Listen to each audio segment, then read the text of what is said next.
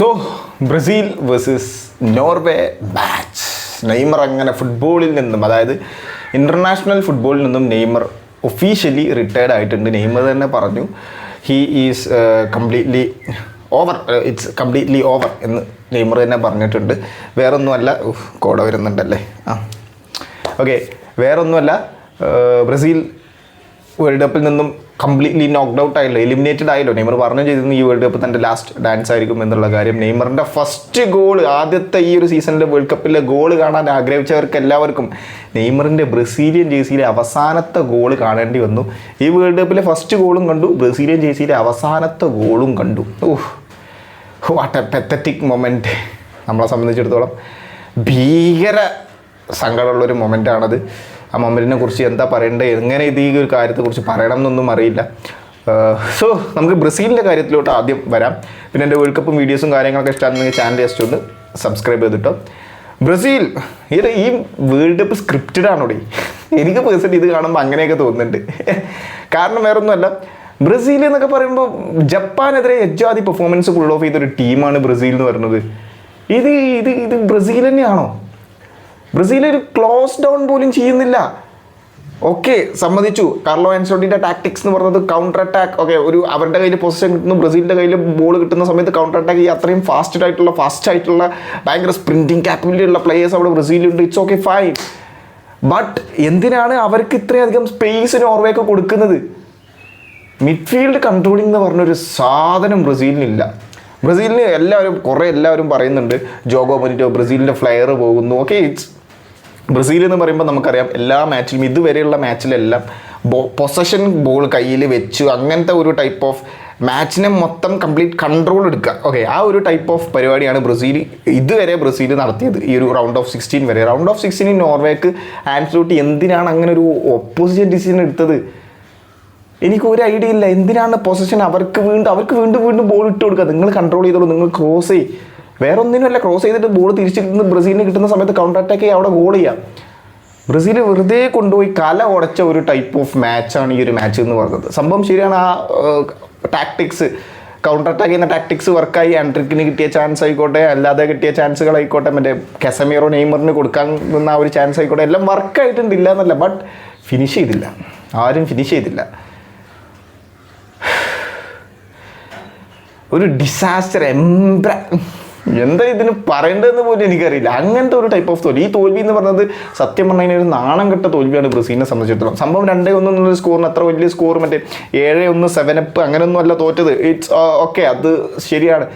പക്ഷേ ബ്രസീൽ ജയിക്കേണ്ട ഒരു മാച്ചായിരുന്നു. ബ്രസീൽ ഇവർ ജയിച്ച പോലെയാണ് കളിച്ചുകൊണ്ടിരിക്കുന്നത്. ബ്രസീൽ ജപ്പാനെതിരെ അതുവരെ കണ്ട ഒരു ബ്രസീലിനെ അല്ല ഈ നോർവേക്കെതിരെ കണ്ടത്. അതാണ് ഞാൻ ചോദിച്ചത്, ഈ വേൾഡ് കപ്പ് വലിയ സ്ക്രിപ്റ്റഡ് പറ്റതാണ്, അവർക്ക് തോൽക്കാൻ വേണ്ടി കളിച്ച പോലെ ബ്രസീൽ കളിക്കുന്നത്. എനിക്ക് അങ്ങനെയൊക്കെ തോന്നുന്നുണ്ട്. വാട്ട് ജപ്പാനെതിരെ നമ്മൾ കണ്ടു, ബ്രസീൽ മാച്ച് കൺട്രോൾ ചെയ്യുന്നു, ഡോമിനേറ്റ് ചെയ്യുന്നു ഫസ്റ്റ് ഹാഫ് വരെ. പക്ഷേ അൺഫോർച്ചുനേറ്റ്ലി സ്പേസ് ക്രിയേറ്റ് ചെയ്യാൻ പറ്റുന്നില്ല ജപ്പാൻ്റെ ആ ഒരു ഫൈനൽ തേർഡിൽ because of their high block, അതായത് പോപ്പുലേറ്റഡ് ആയിട്ടുള്ള ഭയങ്കര ക്രൗഡഡ് ആയിട്ടുള്ള ഡിഫൻസ്. കാരണം അപ്പോൾ ആൻസലോട്ടി ഒരു ടാക്ടിക്സ് ഇറക്കുന്നു, മാർട്ടിനെല്ലിനെ കൊണ്ടുവരുന്നു. വിനീഷ്യസ് ജൂനിയറിന് സ്പേസ് കിട്ടാത്തതുകൊണ്ട് തന്നെ 2 ലെഫ്റ്റ് വിങ്ങിനെ കൊണ്ടുവരുന്നു. അപ്പോൾ വിനീഷ്യസ് ജൂനിയറിനെ സ്പേസ് കിട്ടുന്നു, കാരണം മാർട്ടിനെല്ലി വിനീഷ്യസ് ജൂനിയർ 2 പേര് ആ സൈഡിൽ ഇതാക്കണം. അപ്പോൾ ആ ഒരു കൺഫ്യൂഷൻ്റെ ഇടയിൽ വിനീഷ്യസ് ജൂനിയറിന് അവിടെ സ്പേസ് കിട്ടുന്നു. പിന്നെ ക്രോസുകൾ കൂടുതൽ കൊടുക്കുന്നു, ആ ക്രോസുകളിലൂടെ ഗോൾ കൊണ്ടുവരാം. It's completely worked.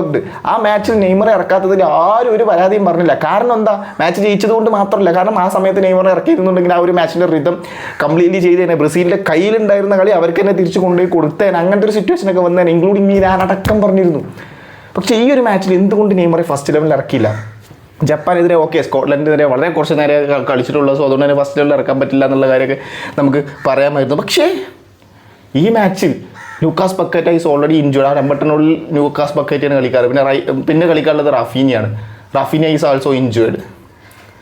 പിന്നെ ഇനി കളിക്കാനുള്ളത് നെയ്മറാണ്. ഇത്ര എക്സ്പീരിയൻസ്ഡ് ആയിട്ടുള്ള വെറുതെ ഒരു പ്ലെയറാണോ നെയ്മർ?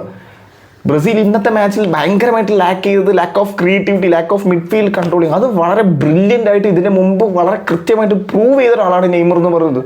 അങ്ങനത്തെ ഒരു പ്ലെയർ എന്തുകൊണ്ട് ഫസ്റ്റ് ലെവലിൽ ആൻസലോട്ടി ഇറക്കിയില്ല? Still it's a question. Neymar first ഹാഫിൽ ഇറക്കിയിരുന്നുണ്ടെങ്കിൽ ഈ ഒരു മാച്ച് തോൽക്കില്ലായിരുന്നു. ലിറ്ററലി ഓക്കെ, ആ ബ്രൂണോ ഗിമേഴ്സിൻ്റെ ആ ഒരു പെനാൽറ്റി എന്താണ് അതിൻ്റെ ആ ഒരു റീസൺ എന്നുള്ളത് ആൻസലോട്ടി വളരെ കൃത്യമായിട്ട് ആഫ്റ്റർ പ്രസ് കോൺഫറൻസ് പറഞ്ഞിട്ടുണ്ട്. നെയ്മറാണ് ഫസ്റ്റ് പെനാൽറ്റി ടേക്കർ, പിന്നെ ഇഗോർ തിയാഗോ, പിന്നെ ബ്രൂണോ ഗിമേഴ്സ്. അങ്ങനെയാണ് വിനീഷ്യസ് ജൂനിയർ ആ ഒരു ടോപ്പ് 5 ലിസ്റ്റിൽ പോലും വിനീഷ്യസ് ജൂനിയർ ഇല്ല. സോ അതുകൊണ്ടാണ് അദ്ദേഹത്തെ പെനാൽറ്റി എടുക്കാൻ കൊടുക്കാതിരുന്നത് വിനീഷ്യസ് ജൂനിയർ. ഞാൻ പറയുന്നത് വിനീഷ്യസ് ജൂനിയർ എടുത്താൽ മതിയായിരുന്നു, ഇതിലും നല്ലതാണ്. വിനീഷ്യസ് ജൂനിയർ ഇമ്പോർട്ടൻ്റ് ആയിട്ടുള്ള നോക്കൗട്ട് മാച്ചസിലൊന്നും പുള്ളി പെനാൽറ്റി അങ്ങനെ മിസ് ചെയ്തിട്ടില്ല, എൻ്റെ ഓർമ്മ ശരിയാണെങ്കിൽ. ലീഗ് മാച്ചസിലൊക്കെ മിസ് ചെയ്തിട്ടുണ്ട്. ഓക്കെ, വിനീഷ്യസ് ജൂനിയറിൻ്റെ പെനാൽറ്റി കൺവേർട്ടിംഗ് റേറ്റ് കമ്പാരിറ്റീവ്ലി കുറവാണ്. Okay fine, it's okay fine, അതൊക്കെ നമ്മൾ സമ്മതിച്ചു. ബട്ട് സ്റ്റിൽ നോക്കൗട്ട് മാച്ചസിൽ വിനീഷ്യസ് ജൂനിയർ അത്രയധികം പെനാൽറ്റി മിസ് ചെയ്തതായിട്ട് എൻ്റെ അറിവിലില്ല. ഓക്കെ, പിന്നെ എനിക്ക് മറ്റേ അത്ലറ്റിക്കോ മാഡ്രിഡിനെതിരെയൊക്കെ ഉണ്ട്, ഇല്ല എന്നല്ല, ബട്ട് കൺവേർഷൻ റേറ്റ് കമ്പാരിറ്റീവ്ലി കൂടുതലാണ് നോക്കൗട്ട് മാച്ചസിൽ. ഓക്കെ ഫൈൻ, അത് വിട്. ആ ഒരു പെനാൽറ്റി മിസ്സായത് ബ്രൂണോ ഗിമേഴ്സ്, അതൊക്കെ ഒരു ഡിസാസ്റ്റർ മൊമെൻ്റ് തന്നെയാണ് ബ്രസീലിനെ സംബന്ധിച്ചിടത്തോളം. ഫസ്റ്റ് ഹാഫ് ഞാൻ കുറച്ച് നേരം എനിക്ക് കാണാൻ പറ്റില്ല. പിന്നെ അത് കഴിഞ്ഞ് ഞാൻ സ്റ്റാറ്റ്സും കാര്യങ്ങളും എടുത്ത് നോക്കിയ സമയത്ത് അത്യാവശ്യം ടൈം കഴിഞ്ഞു, 40-45 മിനിറ്റ് ആവാനായി ഫസ്റ്റ് ഹാഫ് കഴിയാനായി. ആ സമയത്ത് പൊസഷൻ ഇവരുടെ കയ്യിലാണ്, നോർവേൻ്റെ കയ്യിലാണ്. അങ്ങനെ നോർവേ എന്ന് പറയുന്ന ടീം എന്ന് പറയുന്നത് ഇന്നേ വരെ ഗോള് വഴങ്ങാതിരുന്നിട്ടില്ല. അവരുടെ ഡിഫൻസ് എപ്പോൾ വേണമെങ്കിൽ സ്പ്ലിറ്റായി പോവാം. അവർക്ക് ഗോൾ കൺസീഡ് ചെയ്യാൻ ഭയങ്കര ഈസിയാണ്. അതായത് അവരിലോട്ട് ഗോൾ സ്കോർ ചെയ്യാൻ ഈസി ആയിട്ടുള്ളൊരു ടീമാണ് നോർവേ എന്ന് പറയുന്നത്. ആ ഒരു ടീമിനെതിരെ ഇങ്ങനെ ബ്രസീൽ സ്ട്രഗിൾ ചെയ്യാന്ന് പറഞ്ഞു കഴിഞ്ഞാൽ അത് ആ ഒരു പൊസിഷൻ പ്രോപ്പറായിട്ട് കൊടുത്ത റോൾ എന്താണെന്ന്, ആൻസലോട്ടി കൊടുത്ത റോൾ എന്താണെന്ന് ബ്രസീലിയൻ ടീമിന് മനസ്സിലാവാത്തത് കൊണ്ടാണെന്ന് എനിക്ക് പേഴ്സണലി തോന്നുന്നുണ്ട്. ഓക്കെ, എന്താ പറയുക, ആ വിനീഷ്യസ് ജൂനിയർ എൻട്രിക്കിനൊരു ബോൾ ഇട്ട് കൊടുത്തല്ലോ സെക്കൻഡ് ഹാഫിൽ. That's was a brilliant ball. Vinicius junior ബ്രസീലിന് വേണ്ടി എന്തൊക്കെ ചെയ്യാൻ പറ്റുമോ അത് മാക്സിമം ചെയ്തിട്ടുണ്ട്. വിനീഷ്യസ് ജൂനിയറിനെ ഞാൻ ഒരിക്കലും കുറ്റം പറയില്ല.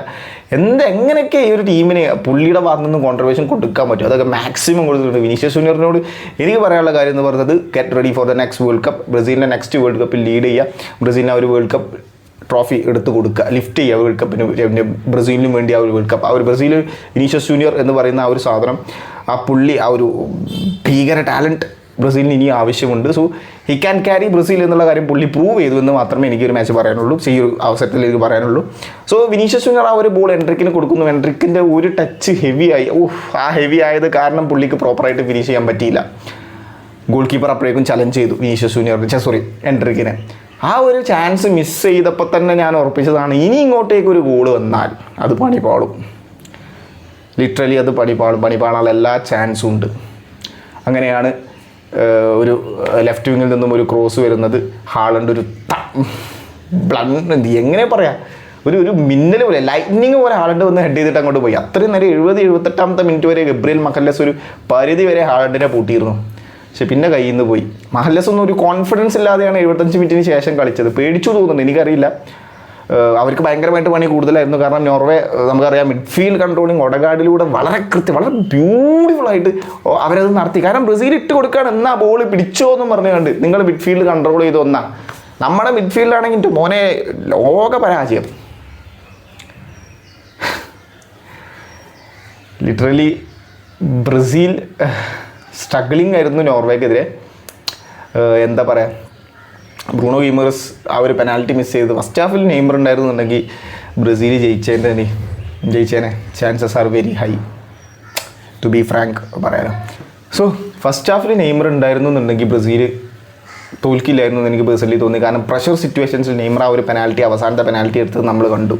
ആ ഗോൾ കീപ്പർ അങ്ങനെ അത്രയും പ്രൊവോക്ക് ചെയ്തിട്ടും നെയ്മർ ഒന്ന് പതറിയത് പോലുമില്ല. വളരെ ഈസി ആയിട്ട് ആ ഒരു പെനാൽറ്റി അടിക്കുകയും ചെയ്തു നെയ്മർ എന്ന് പറയുന്നത്. അത് ആ ഒരു സാധനമായിരുന്നു ഇവരുടെ ലാക്ക് ചെയ്യുന്നത് ബ്രൂണോ ഗിമേഴ്സിന് ഉണ്ടായിരുന്നത്. പ്രഷറായി ഗോൾ കീപ്പറിന് അത് സേവ് ചെയ്യാൻ പറ്റി. ആ സേവ് ചെയ്തതിലൂടെ ഗോൾ കീപ്പറിന് ഭീകര കോൺഫിഡൻസ് തന്നു. ബ്രസീലിന് എപ്പോഴും വേൾഡ് കപ്പിൽ വള്ളിയായിട്ട് വരുന്നത് ഈ ഗോൾ കീപ്പറാണ്.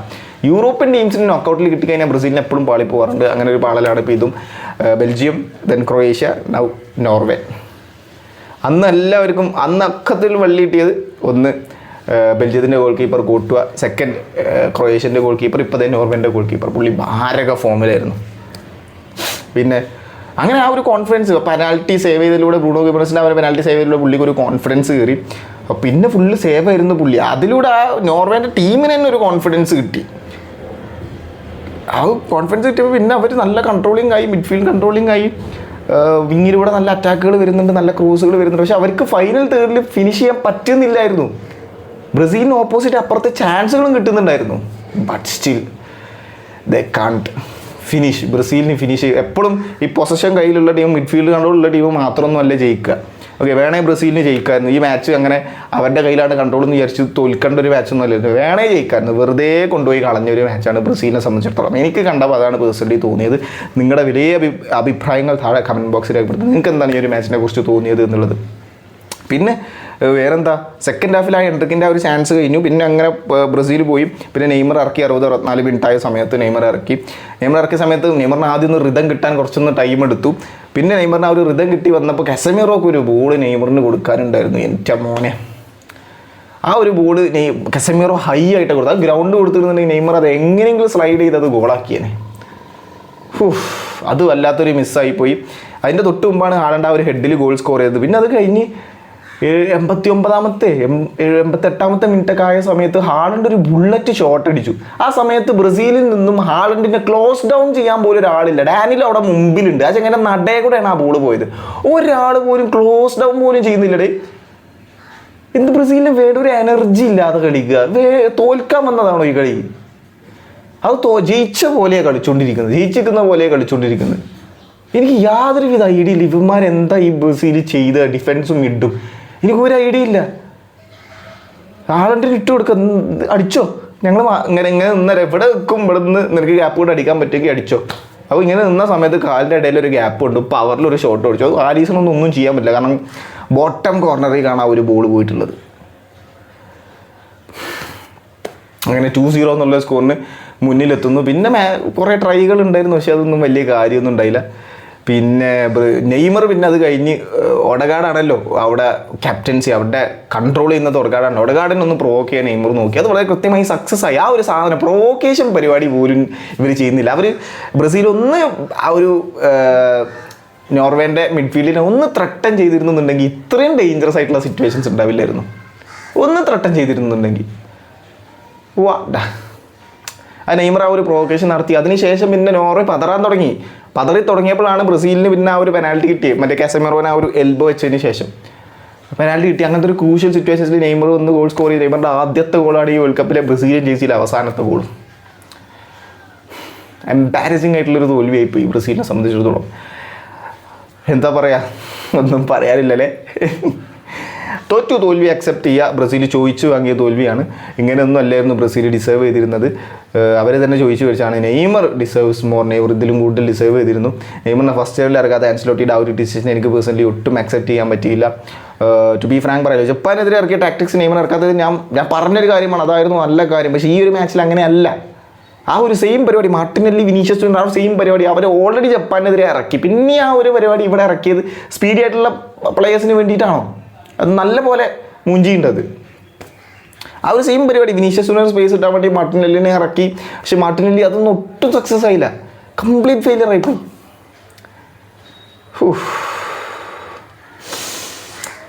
എന്തായാലും ബ്രസീൽ എന്നുള്ള ഒരു പരിപാടി അവിടെ മാറി നിന്നിട്ടുണ്ട്. ഒരു വൺ ഓഫ് ദ ജർമ്മനി കഴിഞ്ഞിപ്പോൾ one of the giant team പോകുന്നത് ബ്രസീലാണ്. ഇനിയിപ്പോൾ ഇന്ന് പോർച്ചുഗൽ വേഴ്സസ് സ്പെയിൻ മാച്ച് ഉണ്ട്, അതെന്താവുന്ന ഒരു ഐഡിയ ഇല്ല. പോർച്ചുഗൽ ജയിക്കട്ടെ, അല്ലാതെ ഇപ്പോൾ എന്താ പറയുക, അണ്ണനെങ്കിലും കപ്പെടുക്കട്ടെ വേൾഡ് കപ്പ്. പിന്നെ വേറെ അർജന്റീന വേഴ്സസ് ഈജിപ്ത് മാച്ച്, ഇവരൊന്നും പരാജയപ്പെടുമെന്ന് എനിക്ക് തോന്നുന്നില്ല. ഇത് ഒരുമാതിരി ഇട്ട് കൊടുത്തതാണ്, നിങ്ങൾ ജയിച്ചൊന്നും പറഞ്ഞാൽ ഇട്ട് കൊടുത്തതാണ്. പിന്നെ ഇംഗ്ലണ്ട് വേഴ്സസ് മെക്സിക്കോ മാച്ചിൽ 3-2 എന്നുള്ള സ്കോറിന് ഇംഗ്ലണ്ട് ജയിച്ചു. അപ്പോൾ ഇംഗ്ലണ്ട് വേഴ്സസ് നോർവേ ആയിരിക്കും ക്വാർട്ടർ ഫൈനലിൽ ഉണ്ടാവുക. ഓക്കെ, അപ്പോൾ അത് അവിടെ കൺഫേം ആയിട്ടുണ്ട്. ബ്രസീൽ വേഴ്സസ് ഇംഗ്ലണ്ട് നല്ലൊരു മാച്ച് കാണുമെന്ന് വിചാരിച്ചതാണ്, അതുപോലും നടത്തില്ല. നോർവേ വേഴ്സസ് ഇംഗ്ലണ്ട്, നോർവേ എനിക്ക് തോന്നുന്നില്ല അത്രയധികം പോകുന്നു, കാരണം അത്രയധികം നല്ലൊരു ടീമൊന്നും അല്ല നോർവേ. അപ്പോൾ ബ്രസീലിനെതിരെ നൈസായിട്ട് കളിച്ചു, അതൊന്നുമല്ല ബ്രസീലിനെതിരെ ജയിച്ചുകൊണ്ട് പറയുന്നൊന്നുമല്ല. അത്രയും കിടിലനായിട്ടുള്ളൊരു ടീമൊന്നും അല്ല. അവരെ ത്രട്ടൻ ചെയ്ത് കഴിഞ്ഞാൽ, അല്ലെങ്കിൽ അവരൊന്ന് പേടിപ്പിക്കുക മീൻസ് അവരൊന്ന് പ്രൊവോക്ക് ചെയ്യുക, അല്ലെങ്കിൽ അവരെ ഡിഫൻസിനെ ഇതിനെ ഒന്ന് പേടിപ്പിച്ച് ഒന്ന് ത്രട്ടൻ ചെയ്ത് കഴിഞ്ഞാൽ പൊട്ടാവുന്ന ടീമേ ഉള്ളൂ നോർവേ. പക്ഷേ ബ്രസീലിന് അതൊന്നും വേണ്ട, ഞങ്ങൾ ഇങ്ങനെയൊക്കെ തന്നെ കളിക്കും. ഞങ്ങൾ സമാധാനത്തിൻ്റെ വെള്ളരിപ്രാവുകൾ, പ്രൊവോക്കേഷൻ ഇല്ല, ഒന്നുമില്ല, സമാധാനത്തോടു കൂടി കളിച്ചു പോവുക. തോറ്റു, അത്രയേ ഉള്ളൂ. ഇൻസൈഡ് 90 മിനിറ്റ്സ് അതൊക്കെ വേണം യൂസ് ചെയ്യും. ഞാൻ പറയുന്നത് മറ്റേ പരാഗ കളിച്ച പോലെ ഊളക്കളി കളിക്കാനല്ല, ചെണ്ടക്കളി കളിക്കാനല്ല ഞാൻ പറയുന്നത്. ഒരു ജസ്റ്റ് അവരൊന്ന് എക്സ്പീരിയൻസ്ഡ് ആയിട്ടുള്ള പ്ലേയേഴ്സിൻ്റെ അഭാവമാണത്. നെയ്മർ അവസാനം വരേണ്ടി വന്നത്, നെയ്മറിന് അവർ കിട്ടി, നെയ്മർ ചെയ്യേണ്ടത്, നെയ്മറിന് മനസ്സിലായി എന്താണ് അവസ്ഥ എന്നുള്ളത്. നെയ്മർ വളരെ കൃത്യമായിട്ട് കൊട്ട് കൊടുക്കേണ്ടത് എവിടെയാണ് അവിടെ കൊട്ട് കൊടുത്തു. അപ്പോഴാണ് ആ ഒരു ഗോൾ വന്നത്.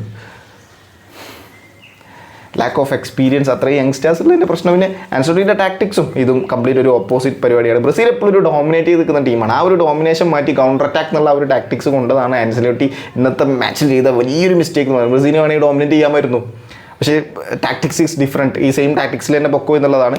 പിന്നെ ആൻസലോട്ടി പറഞ്ഞ കാര്യം ഇത് ഒരു തുടക്കം മാത്രമാണ്, ഇനിയും കുറേ പരിപാടികൾ ചെയ്യാനുണ്ട്. സോ അപ്പോൾ ആൻസലോട്ടി തന്നെ ആയിരിക്കും നെക്സ്റ്റ് വേൾഡ് കപ്പിലും കോച്ച് ചെയ്യുക. അങ്ങനെ തന്നെ പോട്ടെ, ആൻസലോട്ടി തന്നെ നിൽക്കട്ടെ. ആൻസലോട്ടി അങ്ങനെ ഒന്നും അറിയാത്ത ഒരാളൊന്നുമല്ല, ഭീകര ടാക്ടിക്സ് അറിയുന്ന ഒരാളാണ്. ഇതൊക്കെ കുറച്ച് കൂടിപ്പോയി എൻ്റെ പ്രശ്നമാണ്. ഇത് ടാക്ടിക്സ് കുറേ അറിഞ്ഞതിൻ്റെ പ്രശ്നമാണ് ആൻസലോട്ടിയുടെ. അങ്ങനത്തെ ഒരു പ്രശ്നം മാത്രമേ ഉള്ളൂ. അപ്പോൾ ഇനി നെയ്മർ അവിടെ കഴിഞ്ഞു, നെയ്മർ അവിടെ പടിയിറങ്ങിപ്പോയി. ഇനി നെക്സ്റ്റ് വിനീഷ്യസ് ജൂനിയറിലൂടെ അല്ലെങ്കിൽ റോഡ്രിഗോയിലൂടെ, എസ്തവാവോ, അങ്ങനെ കുറേ നല്ല പ്ലേയേഴ്സ് ഇനി വരാനുണ്ട് ബ്രസീൽ. ആ ഒരു പ്ലേയേഴ്സിനെ വെച്ച് 2030 വേൾഡ് കപ്പ് എടുക്കട്ടെ, അത് മാത്രമേ നമുക്ക് പറയാനുള്ളൂ. സോ ആൻസലോട്ടിക്ക് പറ്റാത്ത പ്രശ്നമൊന്നുമില്ല. ഇപ്പോൾ ഒരു ആൻസലോട്ടിക്ക് കമ്പാരിറ്റീവ്ലി വളരെ കുറച്ച് സമയം ഇപ്പോൾ കറൻ്റ് വേൾഡ് കപ്പിൽ കളിക്കുന്ന ജയൻ ടീംസിലെ കോച്ചന്മാരിൽ ഏറ്റവും കുറഞ്ഞ സമയം കിട്ടിയത് ആൻസലോട്ടിക്കാണ്. സോ അതിൻ്റേതായുള്ള ഒരു ലിമിറ്റേഷൻ ആൻസലോട്ടിക്ക് ഉണ്ട്, വളരെ കുറച്ച് സമയം കിട്ടിയിട്ടുള്ളൂ. സോ തോറ്റു, എന്തായാലും എംബാരസിംഗ് ആയിട്ടുള്ള തോൽവി തോറ്റു. അത് എല്ലാ ബ്രസീലിയൻസും അക്സെപ്റ്റ് ചെയ്യുക എന്ന് മാത്രമേ നമുക്ക് പറയാനുള്ളൂ. സോ ഇനി നമുക്ക് നെക്സ്റ്റ് വേൾഡ് കപ്പിലോട്ട് ബ്രസീലിൻ്റെ ഉറ്റു നോക്കാം. നെയ്മർ ഉണ്ടാവില്ല, അത് വളരെ വലിയൊരു സങ്കടമാണ്. ഇത്രയും വലിയൊരു ലെജൻഡ് ഇങ്ങനെ ഇറങ്ങിപ്പോവുക എന്നൊക്കെ പറയുന്നത് കണ്ടിരിക്കാൻ കഴിയുന്നില്ല. നെയ്മർ ആ ഒരു ഇതുപോലെ ഇമ്പോർട്ടൻ്റ് ആയിട്ടുള്ളൊരു മാച്ചിൽ മറ്റേ ഡഗ് ഔട്ടിൽ മറ്റേ വിബൂട്ട് നിൽക്കുന്ന തന്നെ കാണാൻ പറ്റുന്നില്ല. ഇനി ഉള്ളി ഇപ്പോൾ ഇനി കളിക്കാനും കൂടിയും വരുന്നില്ല എന്ന് പറഞ്ഞു കഴിഞ്ഞാൽ മറ്റേ ഇഞ്ചുറി ഒക്കെ കഴിഞ്ഞ് എപ്പോഴെങ്കിലുമൊക്കെ വരും എന്നുള്ളൊരു വിശ്വാസം ഉണ്ടായിരുന്നു. ഇനിയിപ്പോൾ അതുമില്ല. മൊത്തത്തിൽ അങ്ങനെ ഒരു ശോകം ഡേ ആണ് ബ്രസീലിനെ സംബന്ധിച്ചിടത്തോളം. അറിയില്ല, ഇനി നമുക്ക് ബാക്കി വേൾഡ് കപ്പിലെ മാച്ചസൊക്കെ നോക്കാം എന്തായാലും. പിന്നെ കണ്ടൻസും കാര്യങ്ങളും വെച്ചാൽ നിങ്ങൾ ചാനൽ ജസ്റ്റ് ഒന്ന് സബ്സ്ക്രൈബ് ചെയ്തിട്ടോ. Thank you so much.